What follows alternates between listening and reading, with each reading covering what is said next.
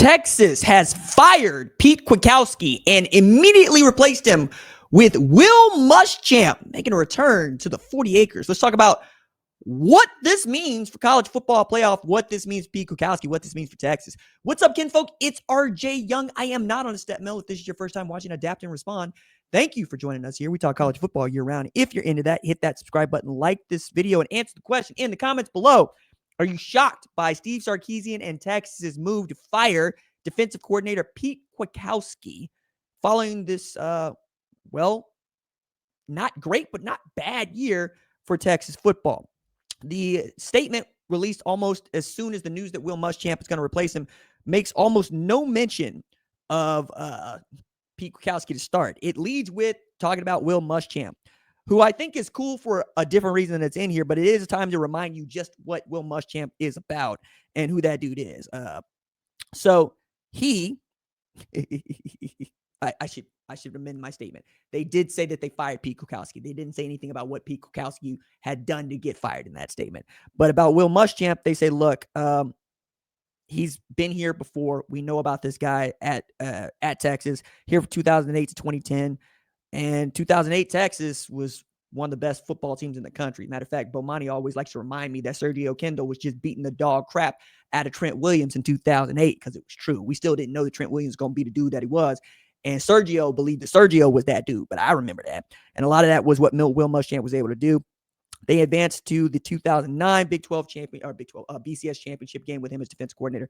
But this is a dude who lately has really been a guy who's been circling as a coordinator, as a play caller, was on staff for Kirby Smart as coordinator for a little while, was succeeded by Glenn Schumann.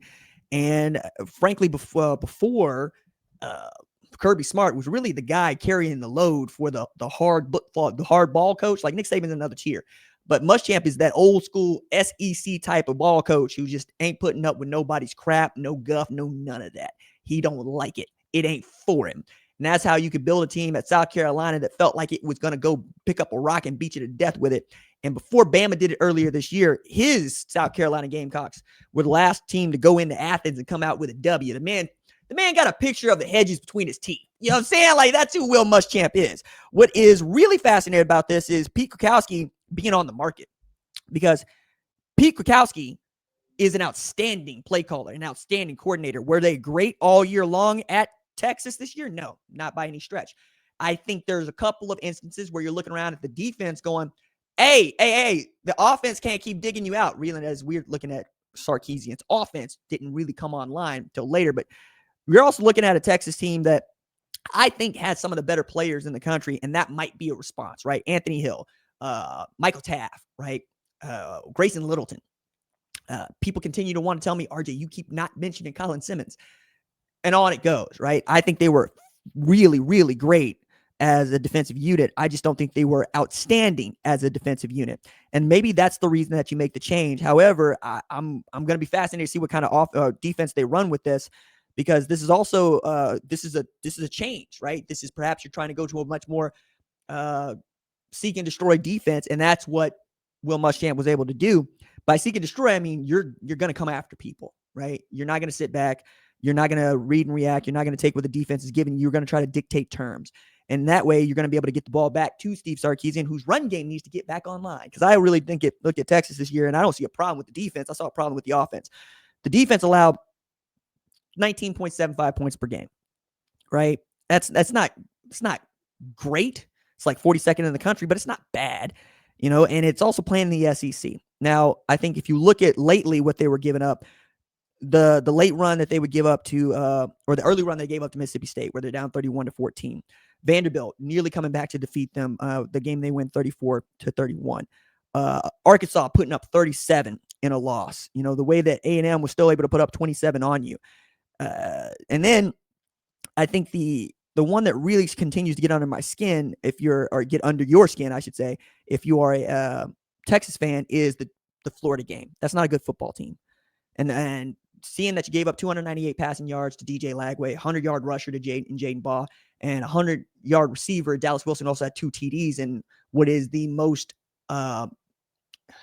destructive win to Texas's college football playoff chances.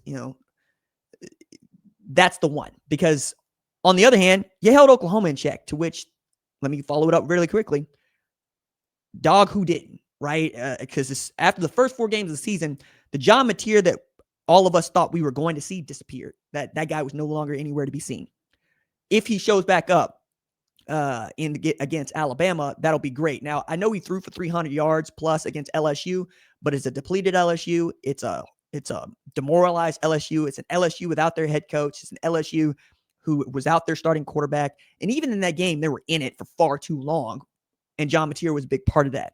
The thing that he's been able to do here late is just not throw the ball to other people. Now, he's still just got 12 passing TDs to 10 interceptions, but he's a +1 quarterback, meaning you have to account for him sideline to sideline as much as you do throwing up and down the yard. And Pete Kwiatkowski did a really great job of doing that. But I think the thought there is Will Muschamp can do a better job than Pete Kwiatkowski and understands this league in a way that Pete Kwiatkowski does not. Like, he entered in the SEC with less experience than Steve Sarkisian. Will Muschamp is of the SEC. I mean, this is a guy who was given Kirby Smart crap on the whiteboard, because I love this story. Kirby Smart was reviewing for a job in which Will Muschamp was on staff for. And Kirby was so nervous that he put 12 defenders up on the whiteboard. And Muschamp was the guy that goes, hey, we're going to be pretty damn good if we get to play with one more player than the other team. And I think that is a perfect encapsulation of who Will Muschamp is. He is hard. He's hard-nosed. He doesn't care what you think. He's going to bring his own energy and attitude to this. He's going to be a no-nonsense, I don't take no prisoners, and I'm not going to pat you on the behind and tell you a good job. Do good jobs which get paid money to do. That's what Will Muschamp is about. And if that's the kind of edge that Steve Sarkisian is trying to bring to his Texas football program, there's not a better guy suited to be your defense coordinator. I also think it's going to be a guy that's going to help you play complementary football. He doesn't want to be out there for long stretches of time. He thinks his defense should be off the damn field.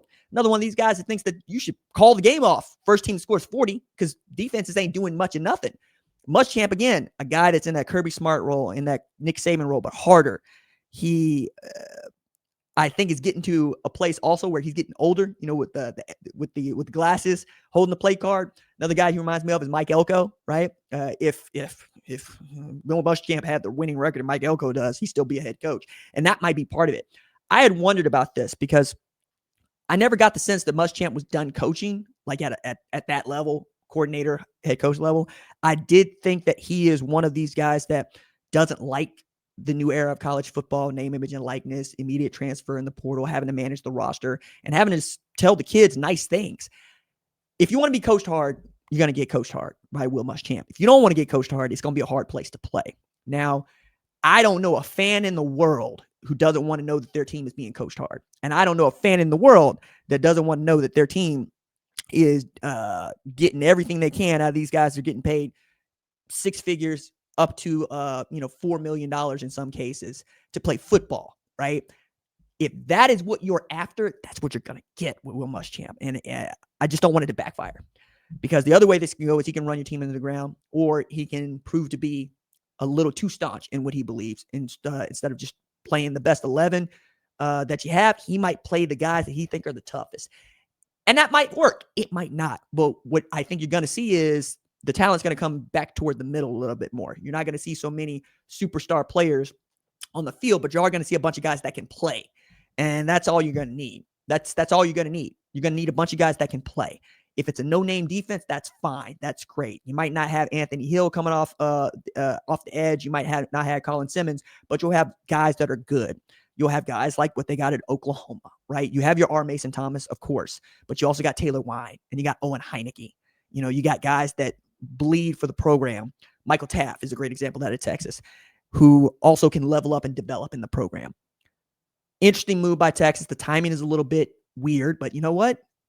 Good for Steve Sarkisian. He decided this is the direction he wants to go. Pete Kwiatkowski's not that guy. Now, Pete Kwiatkowski's going to be a defense coordinator somewhere next year.